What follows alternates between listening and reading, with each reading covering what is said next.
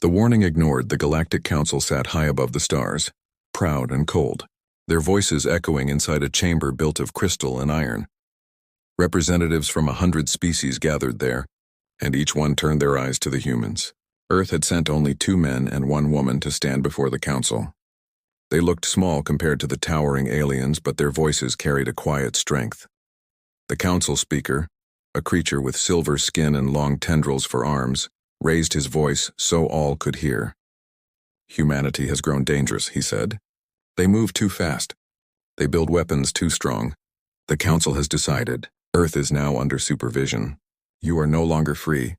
Gasps moved across the chamber, but not from the humans. It came from those who knew what it meant to cross a species that had survived war, famine, and endless struggle. Still, the council believed humans would obey. They always thought humans would bow in the end.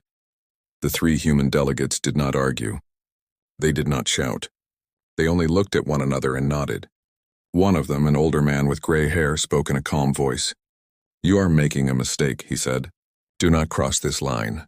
If you do, you will not like what follows." The council laughed.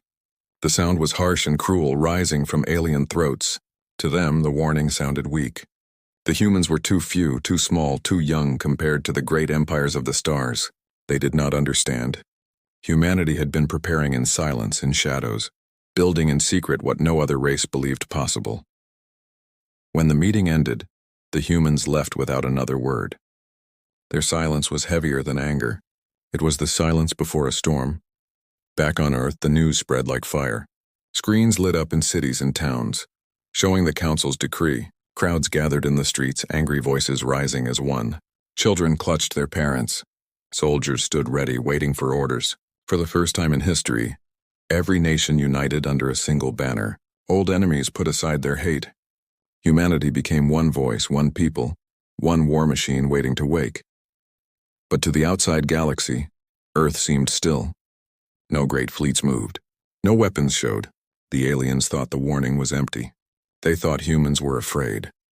Then the first insult came. A council patrol ship entered Earth's orbit without permission. Its captain demanded that human leaders step down. He ordered Earth's armies to disarm. His words were broadcast across the planet, filled with arrogance. The response was silence. The humans gave no answer, no resistance. The patrol ship returned to the stars, believing the humans were broken. In secret, deep below the oceans and inside hidden caves on the moon, massive hangars opened. Ships the size of cities waited in darkness, engines asleep. Soldiers trained in silence, preparing for a war no one believed would come. Scientists unlocked weapons no alien mind could imagine. Still, the council pushed harder. Soon, an unarmed colony ship filled with human families tried to leave Earth. They were looking for a safer world, a place beyond the council's reach.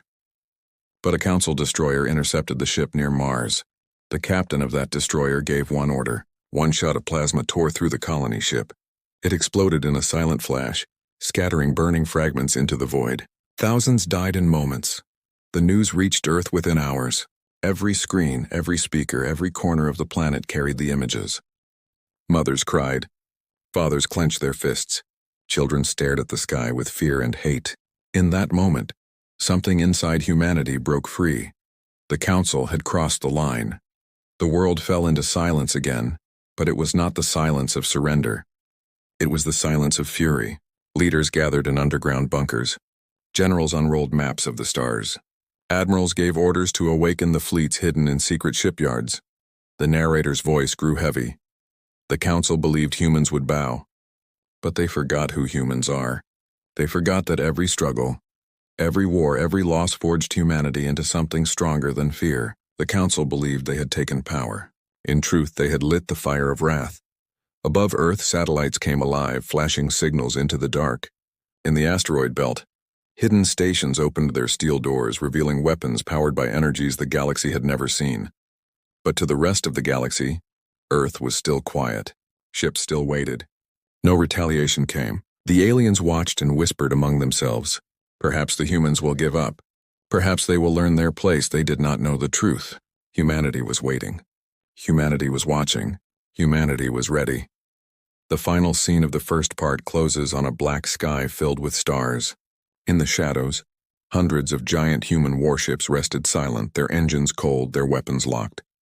They waited for the order, and when that order came, the galaxy would never forget it. The spark of defiance. The first silence after the massacre of the colony ship was deep and heavy.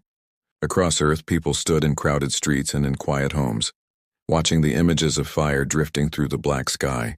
There were no words, only the sound of breathing, of hearts beating faster with anger. Children asked their parents why the aliens had killed so many innocent lives. Parents had no answer except the truth. The Council had no mercy. In the halls of power, hidden far below the surface of the planet, leaders from every nation sat together at one long table. They had been enemies once, divided by borders and history. Now they were united by grief and fury. A woman in a dark uniform rose to speak. Her voice carried strength, but her hands trembled slightly. They killed our families. They killed our people. The Council has shown its true face. We must answer. Others nodded. The time for warnings was over. Humanity had given its last chance for peace. The spark had been lit, and soon the fire would spread across the stars. In the skies above Earth, satellites that had long been silent suddenly flickered with signals. Hidden codes bounced between stations, unlocking commands buried for decades. Deep beneath the oceans, doors the size of mountains slid open, revealing fleets of steel giants. Warships silent for so long came to life. Their engines glowed faintly, waiting for the order to rise. But still, humanity did not strike. They waited. They listened. They planned. The Council believed the humans were broken, too weak to stand against the power of hundreds of species. The Council thought Earth would remain silent forever. They were wrong. In the asteroid belt, a group of human engineers activated a secret station built into the hollow of a massive rock. The walls shook as great cannons extended outward, their barrels glowing with energy. A message was sent into the dark void of space. It was short, simple, and final. We will not bow.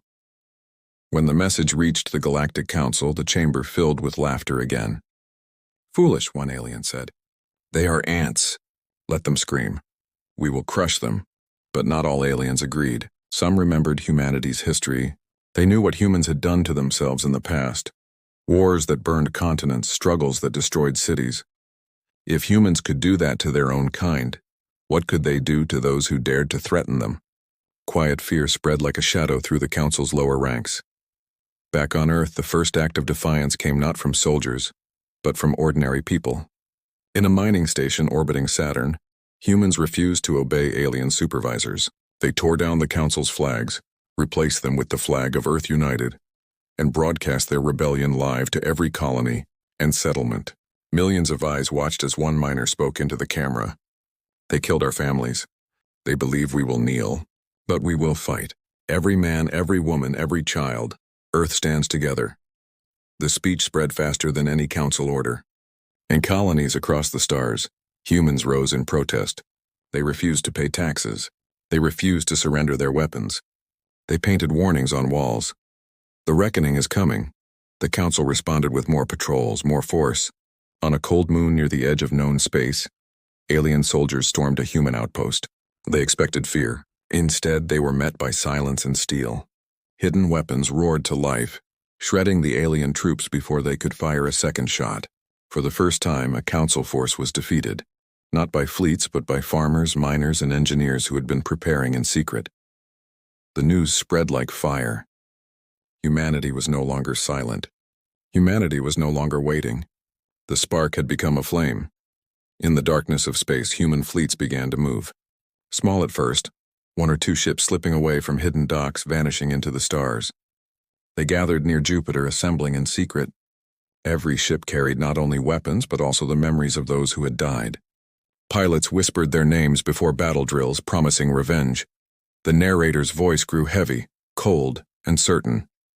The council thought humanity was divided. They thought Earth was weak, but they had made a mistake older than history itself. They underestimated the will of humanity. The council did not yet know what was coming. They still believed they controlled the humans. They did not see the fleets forming in the shadow of planets. They did not hear the quiet voices whispering across colonies, voices that carried fire in every word. The spark of defiance had been lit, and soon the galaxy would burn. Humanity's wrath. Unleashed, the Council destroyer that had killed the colony ship still drifted in orbit near Mars. Its captain sat in his chair, confident and proud. He believed the humans would never dare to strike back. He was wrong. From the black void beyond Jupiter, shadows moved. They were not ordinary ships. They were human warships forged in silence, tested in secret. Their hulls were black as night, their engines cold until the moment they ignited with blue fire. They carried names etched into steel, names of lost cities, of fallen children, of murdered families. These ships were not only weapons. They were graves filled with fury. The order came in a single word. Now. Engines roared. Dozens of human ships surged forward, cutting through space with precision. They appeared out of nothing, unseen by the Council's sensors until it was too late. Rail cannons, long and terrible, fired the first shots. The destroyer never had a chance. Its shields cracked, its armor shattered.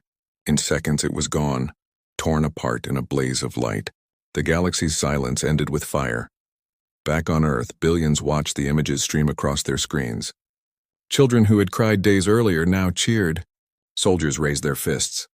Humanity's heart, once filled with grief, now burned with defiance. The first strike was not just a victory. It was a promise.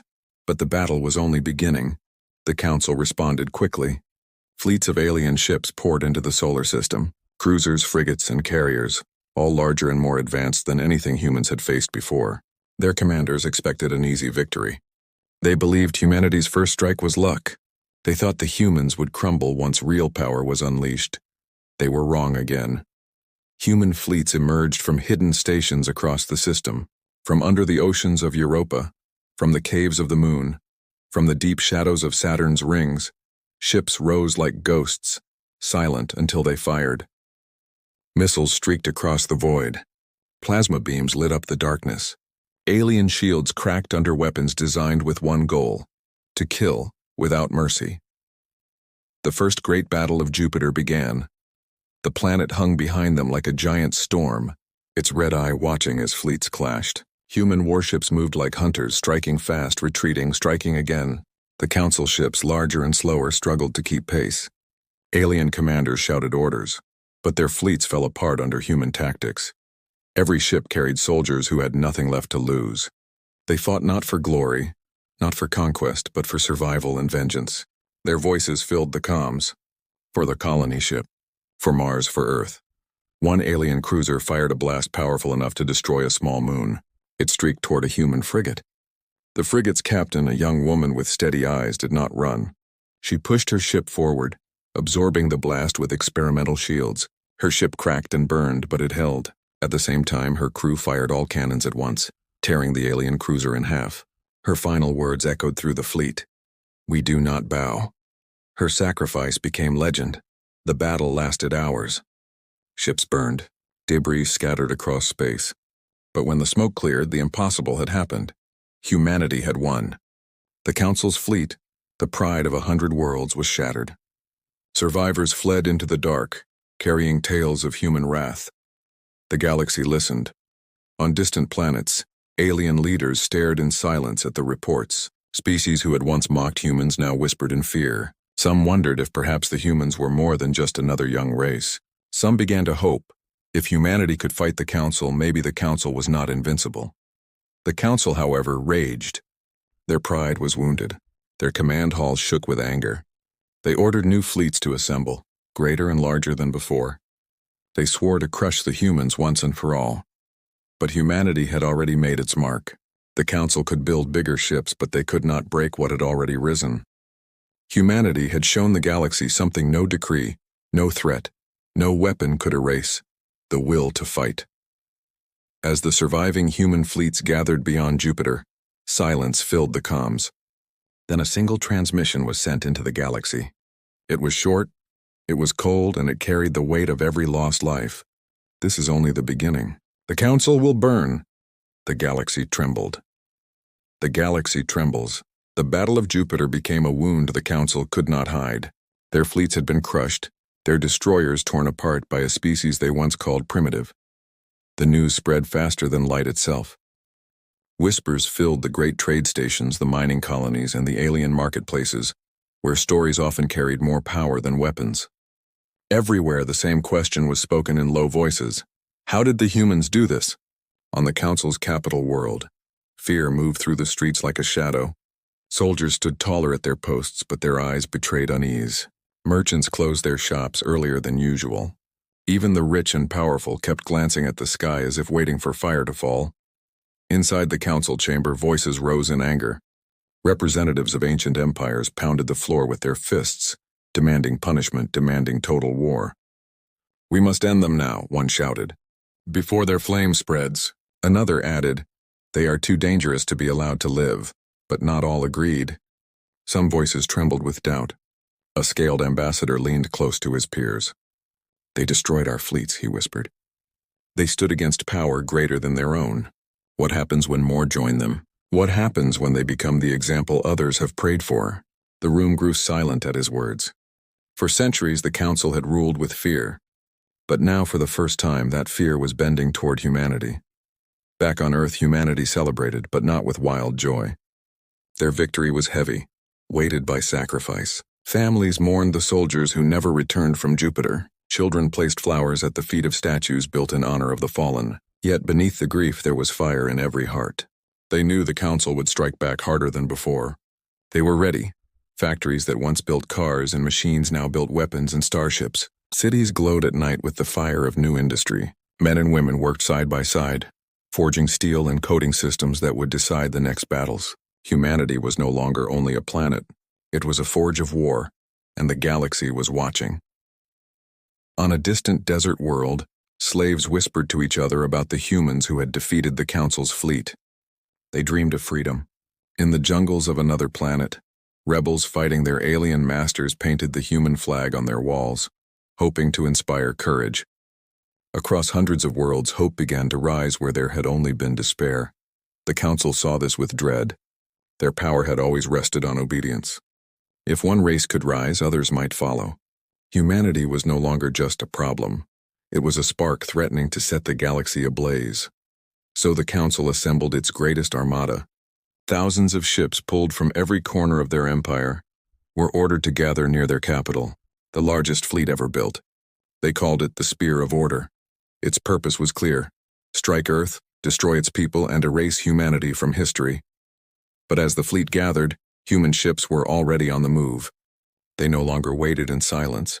Fleets pushed out from the solar system, raiding council outposts, striking supply lines, freeing colonies under alien rule. They did not fight like other species.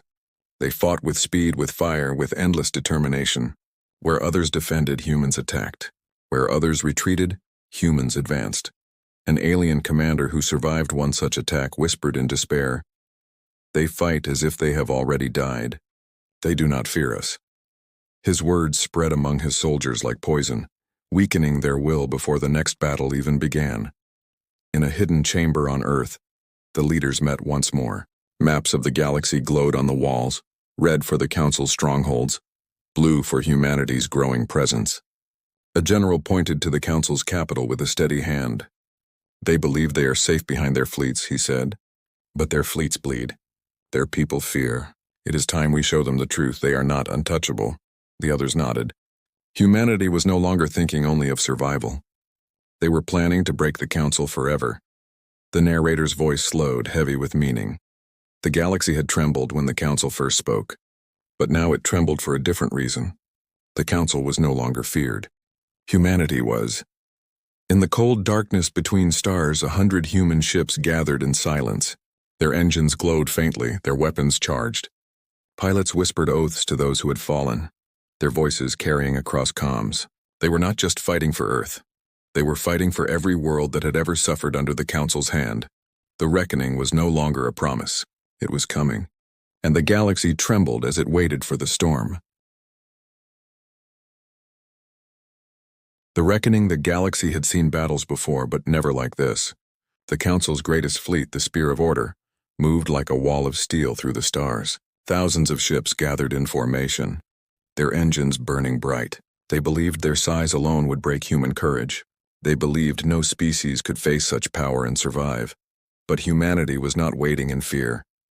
On the edge of Council space, hidden fleets of human warships stirred awake. Commanders whispered the names of the fallen, then gave the order. Engines roared, weapons charged, and humanity began its final march. The plan was simple: strike the Council's capital, tear down their throne, and end their rule forever. The journey was long, but every step was marked by fire. Outposts fell one by one. Council supply lines burned. Colonies once under alien chains rose in rebellion as human fleets passed by. Across the galaxy, voices cheered. Humanity was no longer fighting only for itself. It was fighting for all. When the spear of order finally met the human armada, the void itself seemed to hold its breath. Two oceans of ships faced each other in silence, broken only by the hum of engines and the cold voices of commanders. The Council fired first. Thousands of beams lit up the black sky, crashing into human shields. Entire sections of space exploded with fire. Ships shook under the weight of the storm. But humanity did not retreat. They answered with fury. Rail cannons screamed, sending slugs of steel faster than light. Missiles cut through the void like arrows. Stealth frigates appeared behind enemy lines, striking before vanishing again. The Council fleet, massive but slow, began to fracture under the storm. In the heart of the battle, human soldiers boarded alien cruisers, fighting hand-to-hand in narrow corridors. They fought with knives, with rifles, with their bare fists if nothing else remained. Their battle cries echoed across comms. For Earth, for the fallen, for freedom. The fight raged for hours. Ships burned, shattered, or vanished into silence. Yet no matter how many fell, humanity pushed forward. They did not fight as a race desperate to survive. They fought as a force that had already chosen victory or death. Slowly, the tide turned. The spear of order, once proud and unbroken, began to collapse. Council ships fled in chaos, chased down by relentless human fire. Admirals who had once laughed at Earth now begged for retreat. The Council's greatest weapon had become its greatest failure. And beyond the wreckage, the path to the Council's capital world lay open. The final strike came like a storm. Human fleets descended upon the glittering jewel of the Council's empire. Defenses that had stood for centuries crumbled under waves of fire. Towers fell. Shields collapsed. The Council chamber itself shook as the skies above burned red with human wrath. Inside, alien leaders screamed and argued. Some demanded surrender, others demanded annihilation of Earth. But their words no longer mattered. Outside, human ships surrounded the capital like a noose.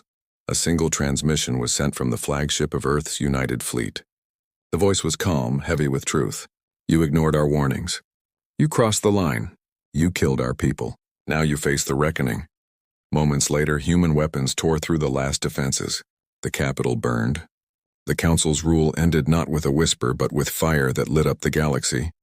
When the smoke cleared, silence followed. Not the silence of fear, but the silence of awe. For the first time in living memory, the galaxy was free of the Council's grip, and it was humanity who had made it possible. On Earth, people gathered under the stars, watching the transmissions of victory. Tears mixed with cheers. Children raised their fists, shouting the names of those who had fallen. The world mourned and celebrated at once, knowing that their sacrifices had changed history. But humanity did not claim the throne of the Council. They did not place themselves as rulers of the galaxy. Instead, they broke the throne and left it in ruins. Their message was clear. They had fought not for power, but for freedom. The narrator's voice closed in silence, cold and final. The galaxy trembled when the Council spoke. But now the galaxy trembles for another reason. Humanity has shown its wrath, and it will never be forgotten. The stars shone quietly above, bearing witness to the dawn of a new age. An age written not by fear, but by fire.